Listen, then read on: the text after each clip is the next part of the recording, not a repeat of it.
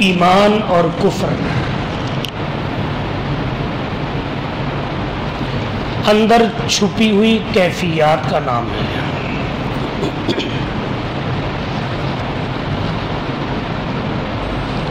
نہ کسی کی پیشانی پہ مومن ہونا لکھا ہے، نہ کسی کی پیشانی پہ کافر ہونا لکھا ہے۔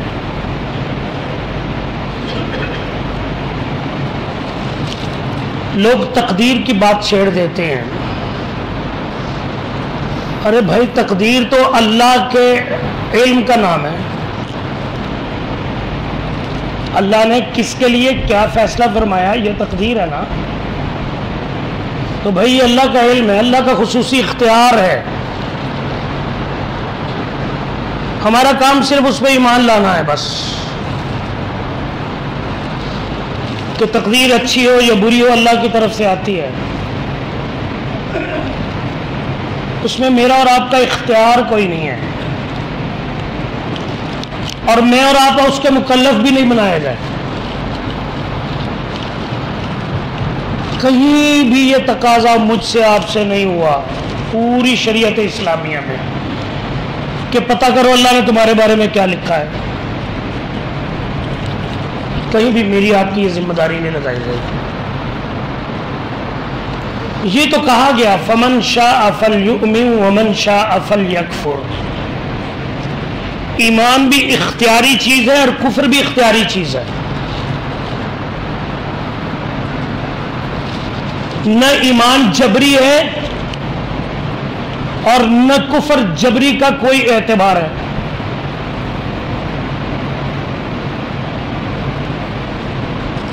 جس کا اعتبار کوئی نہیں، شریعت نے اسے شمار ہی نہیں کیا۔ شریعت نے تو شمار اس کو کیا ہے جو اختیاری ہے، اپنی مرضی پہ موقوف ہے، اپنی مرضی سے ایمان کا راستہ اختیار کرے یا اپنی مرضی سے خدا نخواستہ کفر کا راستہ اختیار کرے، تو اس پہ سارے پھر اگلے حالات کا انطباق ہوگا۔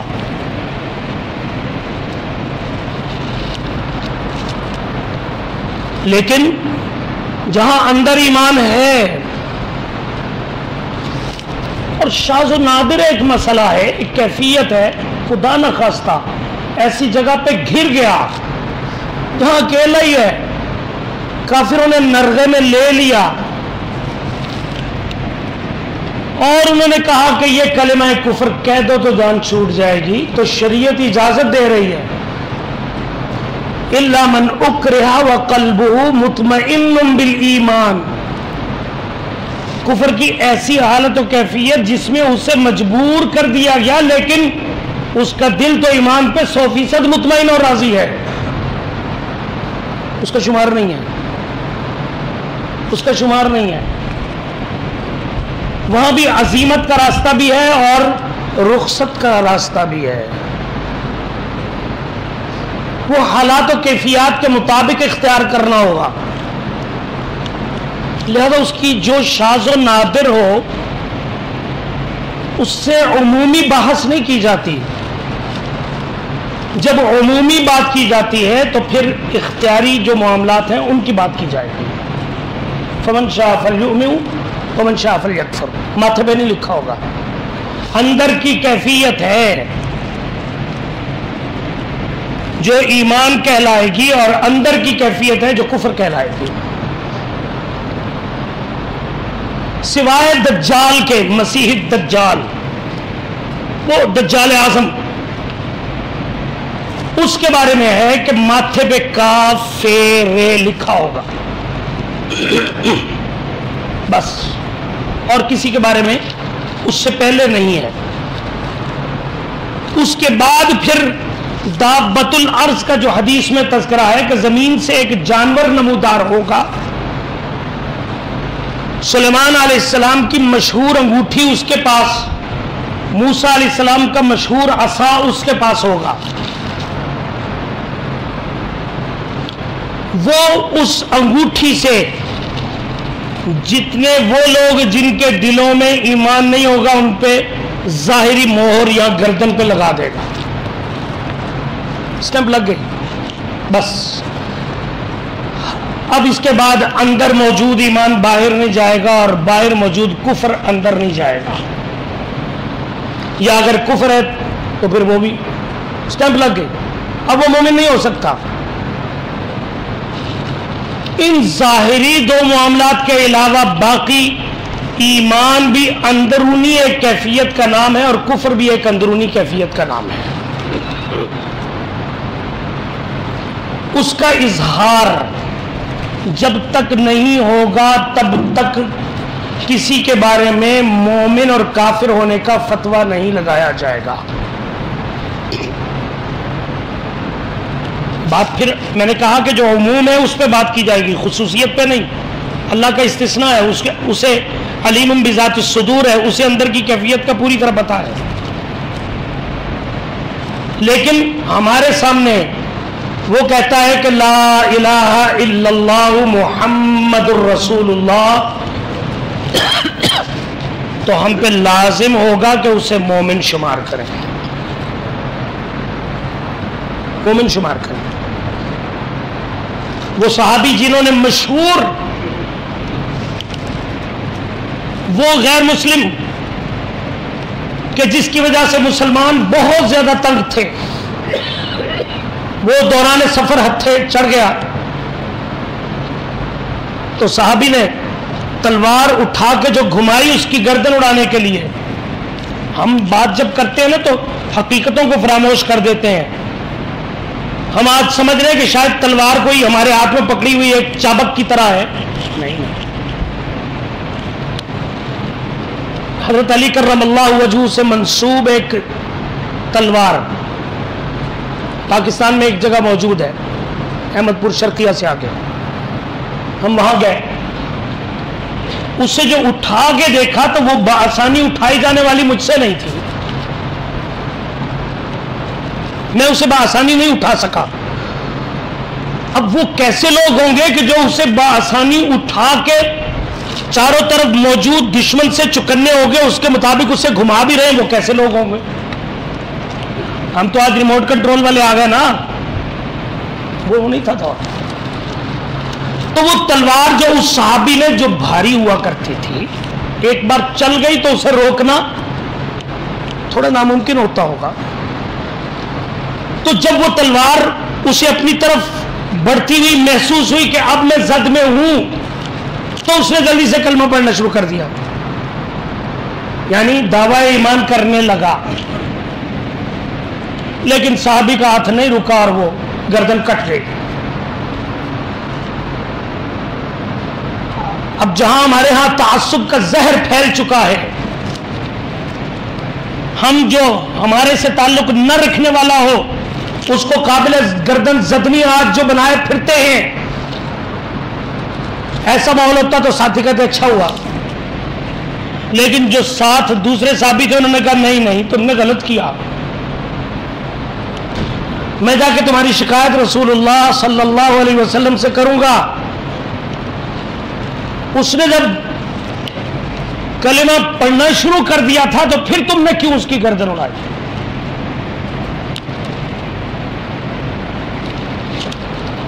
حضور کے پاس پہنچ گیا معاملہ, یا رسول اللہ صلی اللہ علیہ وسلم ہم سفر سے آ رہے تھے کہ فلاں جو تھا وہ ملا, قابل گردن زدنی تھا. یاد رکھیے ایمان اور کفر کی بنیاد پہ کوئی قتل نہیں ہے,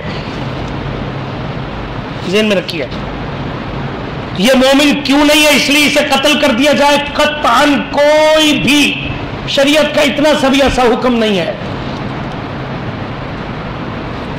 بلکہ وہ کافر جو حربی ہو, یعنی مسلمانوں کو مٹانے کے لیے اسلحہ یا دیگر معاملات مسلمانوں کے مٹانے میں جو جنگی ہوں ان میں شریک ہو جائے تو پھر وہ کافر حربی ہے, پھر اس کا قتل جائز ہوگا. ہر کافر کا قتل جائز نہیں, کفر وجہ قتل نہیں ہے. اس لیے کہ کفر کیا ہے؟ اللہ کا انکار, اور اللہ کہہ رہا ہے فمن شاء فلیؤمن ومن شاء فلیکفر.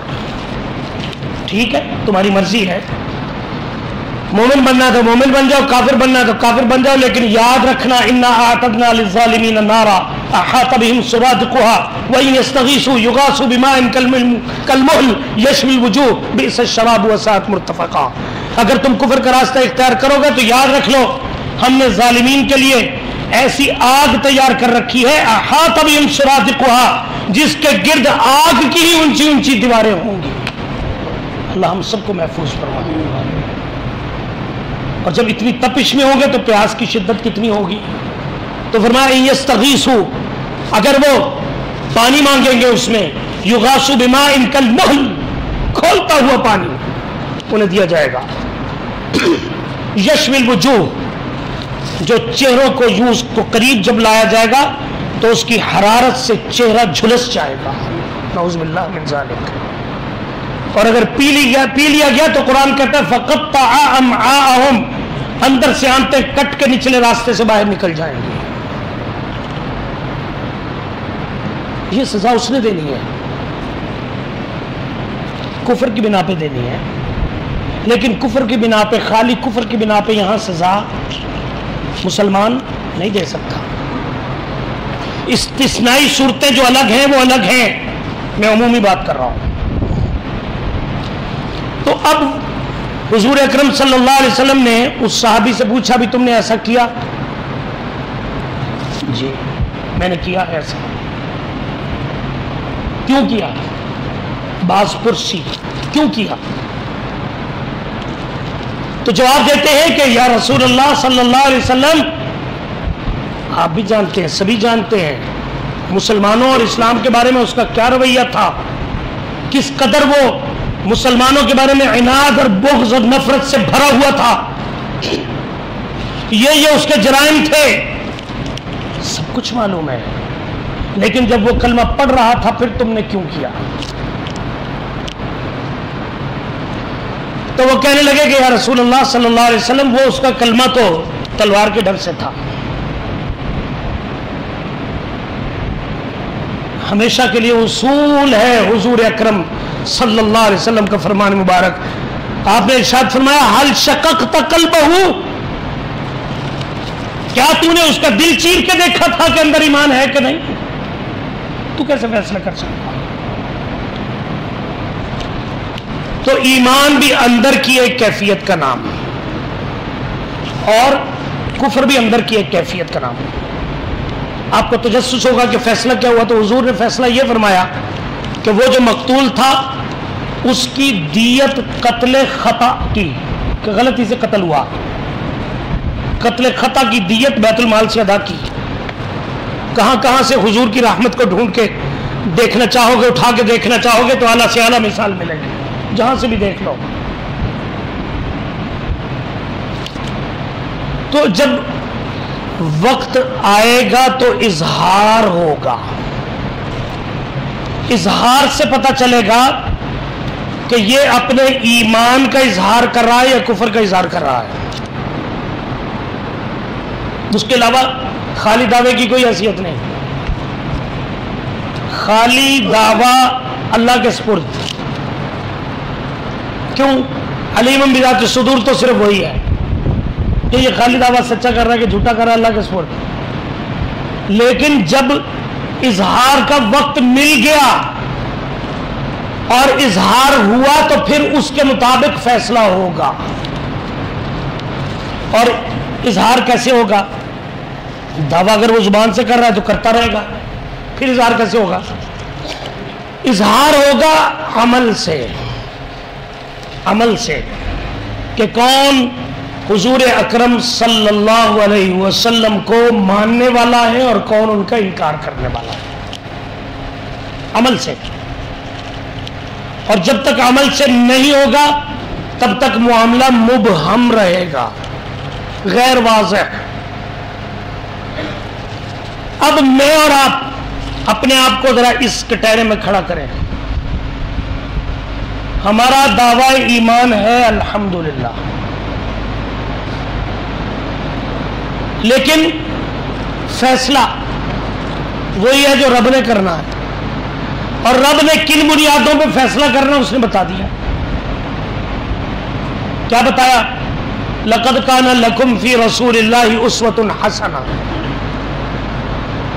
اگر تو تم اسوہ رسول اکرم صلی اللہ علیہ وسلم کے پیروکار ہو تو ان کے نقش قدم پہ چلتے چلتے چلتے چلتے وہیں پہنچو گے جہاں وہ پہنچیں گے.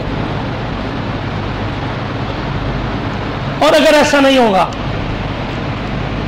تمہاری زندگی میں ان کے نقش قدم کی اتباع نہیں، تو پھر تمہارا دعویٰ ایمان جھوٹا ہے، تمہارا دعویٰ ایمان جھوٹا ہے. پھر تمہارے ساتھ سلوک تمہاری حالت کے اظہار پر ہوگا. حی علی الصلاح حی علی الفلاح کی صدا سن کر کون اس پہ لبیک کہتے ہوئے آ گیا اور کون بیٹھا رہا، فیصلہ یہاں ہوگا. سب سے پہلا فیصلہ یہاں پہ ہوگا. اسی لیے فرمایا کہ ایمان اور کفر کے درمیان فیصلہ کن چیز نماز ہے. نماز چھوڑ دی تو سمجھو اس امت کا فرد نہیں ہے، اس امت کا فرد نہیں ہے. من ترک الصلاۃ متعمدا فقد کفر، حضور صلی اللہ علیہ وسلم کا فتویٰ. جس نے جان بوجھ کر نماز چھوڑ دی اور وہ تارک صلاۃ کی عادت میں پڑ گیا عمدن جان بوجھ کر، حضور فرمانے فقد کفر، بلا شبہ بلا شک اس نے کفریہ عمل کا ارتکاب کر لیا.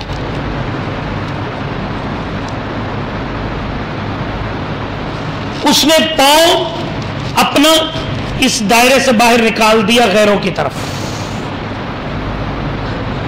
میں چلا گیا، قدم اٹھ گیا اس کے ادھر کو. اور جب یہاں سے اس بنیادی چیز سے قدم اس دائرے سے نکل گئے تو پھر عموماً رکتے نہیں ہیں، عموماً الا ماشاءاللہ. توفیق توبہ اللہ کا معاملہ ہے، وہ ایک الگ چیز ہے. لیکن یاد رکھیے فیصلہ ظاہر پہ ہوتا ہے.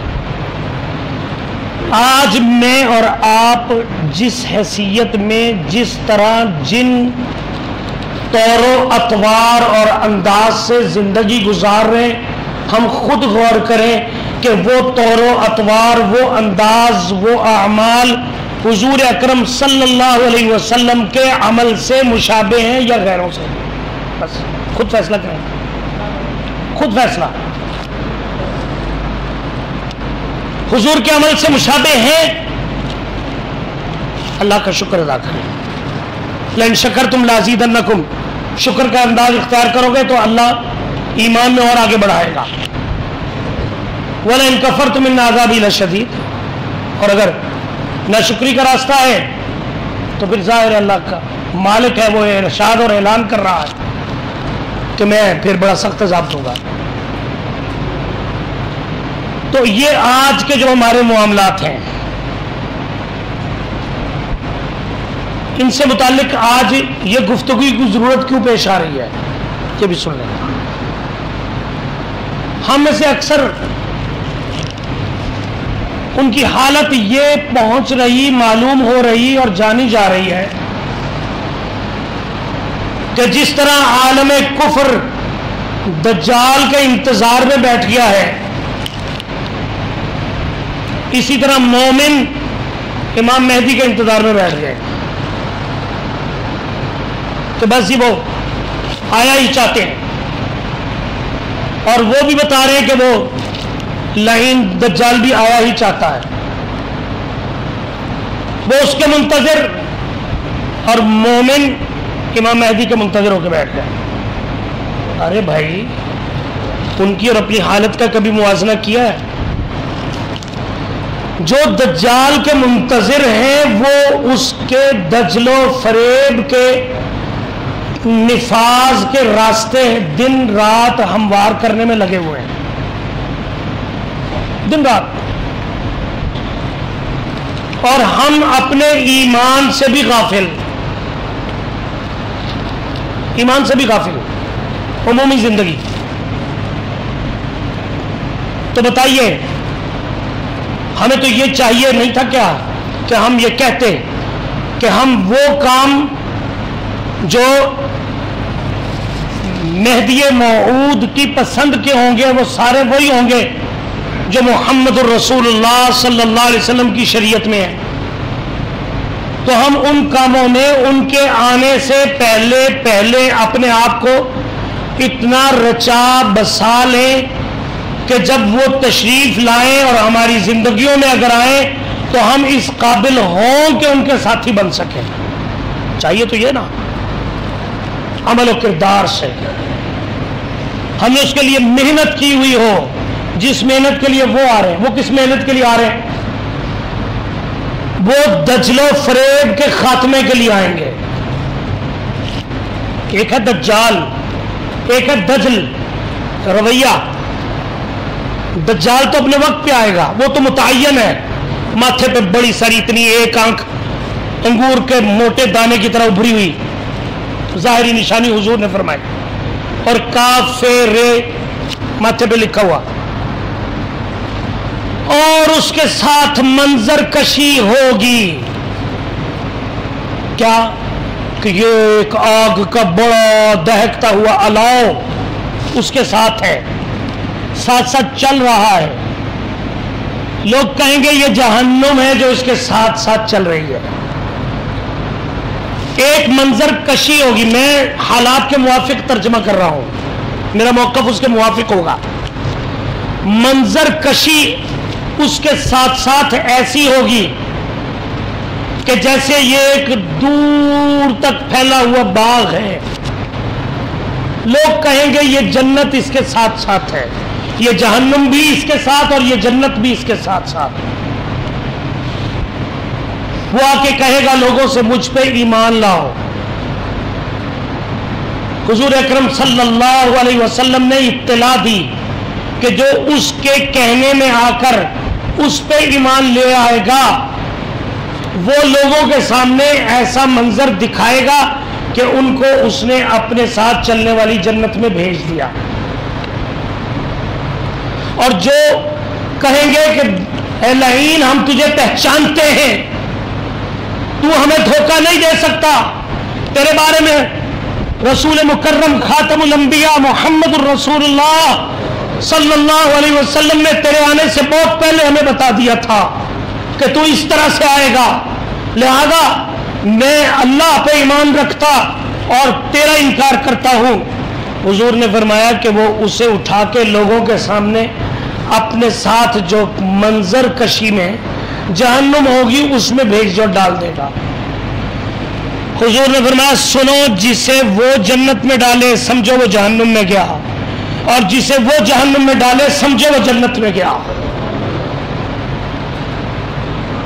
یہ تو ہے دجال، لیکن اس سے پہلے دجل ہے، فریب ہے، دھوکہ ہے، غداریاں ہیں، بے وفائیاں ہیں. یہ ساری کی ساری دجال کے راستے کو ہموار کرنے والی چیزیں ہیں. دجل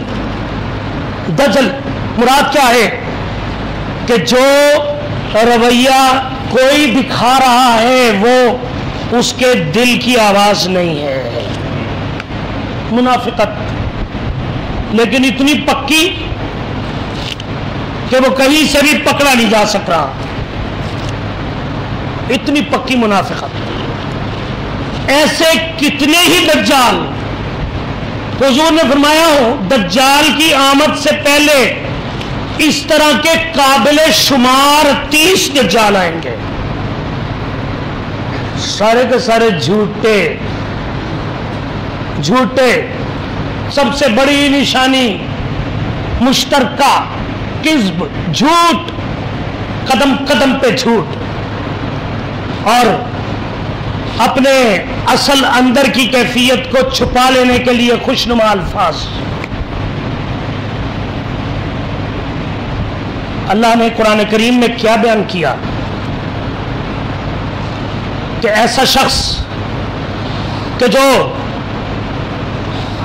اپنے آپ کو بڑا پارسا بنا کے پیش کرتا اور قوم کا خیر خواہ بنا کے پیش کرتا ہے، لیکن اندر اس کے ظاہر کے ساتھ کوئی موافقت نہیں رکھتا قطعاً، اور وہ چکنی چپڑی باتیں کرتا ہے. اذا تولا، دوسرا سپارہ، اذا تولا سعى في الارض ليفسد فيها ويهلك الحرث والنسل والله لا يحب الفساد. جب لوگ اس کی چکنی چپڑی باتوں میں آ کر اسے اپنے اوپر حکمران بنا لیں گے. قرآن کیا نہیں بتا رہا؟ ہم نے کبھی پوچھا ہی نہیں نا، سب کچھ بتا رہا ہے. اذا تولا، جب اسے والی بنا لیا جائے گا، حکمران، صاحب اختیار، صاحب اقتدار بنا دیا جائے گا، سعى فی الارض لیفسد فیہا، تو فتنہ و فساد کی ہر حرکت کرنے لگے گا. وَيُهْلِكَ الْحَرْثَ وَالنَّسْلَ، اور لوگوں کی معیشت اور لوگوں کی نسل دونوں کی ہلاکت اور بربادی کا سبب بنے گا. واللہ لا يحب الفساد. سنو، اللہ کسی بھی صورت فساد کو پسند نہیں کرتا. فساد کو پسند نہیں کرتا تو فسادی کو بھی پسند نہیں کرتا. فساد ناپسندیدہ چیز ہے تو فسادی تو ہے ہی فساد والا، اس کو کیسے پسند کرے گا؟ وَإِذَا قِيلَ لَهُ اتَّقِ اللَّهَ، اور جب اس سے کہا جاتا ہے کہ بھی اللہ سے ڈر، أَخَذَتْهُ الْعِزَّةُ بِالْإِثْمِ، تو اسے اپنی حیثیت کہ میرے ساتھ لوگ ہیں، میری قوم ہے، میرے پاس اختیار ہے، میرے پاس یہ ہے وہ ہے، أَخَذَتْهُ الْعِزَّةُ بِالْإِثْمِ، وہ اس کے بلبوتے پہ اپنی حرکت پہ ڈٹا رہتا ہے، ڈٹائی کے ساتھ. فَحَسْبُهُ جَهَنَّمْ، اللہ فرماتے ہیں تمہارے قابو نہیں آیا تو پھر میرے ہتھے لگے گا، میں اس سے بھی حساب لوں گا. حَسْبُهُ جَهَنَّمْ، میں اس کے لیے پھر جہنم بناؤں گا. وَلَبِئْسَ الْمِہَادُ، اور جان رکھو اچھی طرح کہ یہ جہنم بڑا ہی برا ٹھکانہ ہے. یہ آئینہ ہے قرآن میرے لیے، آپ کے لیے، سب کے لیے، کہ ہم نے اس آئینے کے سامنے اپنے آپ کو کھڑا کرنا ہے، دیکھنا ہے کہ آیا قرآن میرے اس ظاہری حلیے کی اور ظاہری کرتوتوں یا اعمال کی نفی کر رہا ہے یا تصدیق کر رہا ہے؟ تصدیق کر رہا ہے تو الحمدللہ. نفی ہے تو پھر ہمیں فی الفور اللہ سے اپنے گناہوں کی معافی مانگنی ہے. یہ ہے قرآنی انداز جو اللہ نے سکھا دیا. تو ایمان اور کفر اندر کی حالت کا نام ہے جس کا اظہار عمل و کردار سے ہوگا. جب جب وقت آئے گا اظہار ہوتا چلا جائے گا اور اس کے مطابق پھر فیصلہ ہوتا چلا جائے گا. اس باقی مضمون کو انشاءاللہ بشرط زندگی آئندہ جمعہ مبارک. السلام علیکم.